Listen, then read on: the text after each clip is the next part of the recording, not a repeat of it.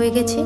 না, কখনোই না। একটা ছোট্ট মোবাইল বানাতে লাগে ডিজাইনার, ইঞ্জিনিয়ার, প্ল্যানিং, প্রোগ্রামিং, অনেক মানুষের পরিশ্রম।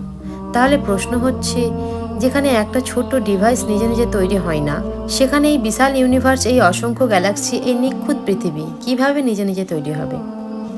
আর একটা বিষয় খেয়াল করুন, আমরা যেখানে ডিজাইন দেখি সেখানে ডিজাইনার থাকার ব্যাপারটা স্বাভাবিকভাবেই মেনে নিই। একটা সুন্দর বাড়ি দেখলে আমরা বলি এটা কেউ বানিয়েছে।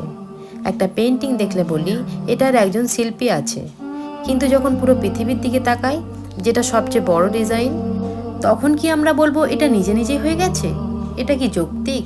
উপসংহার: যেখানে ডিজাইন আছে সেখানে ডিজাইনার থাকবেই। এই ইউনিভার্সের নিখুঁত ডিজাইন প্রমাণ করে একজন সৃষ্টিকর্তা অবশ্যই আছেন। যদি এই ভিডিওটা আপনাকে ভাবতে বাধ্য করে, তাহলে চ্যানেলটি সাবস্ক্রাইব করুন এবং শেয়ার করুন, কারণ আমরা আরও সহজভাবে জানব জীবনের গুরুত্বপূর্ণ সত্যগুলো।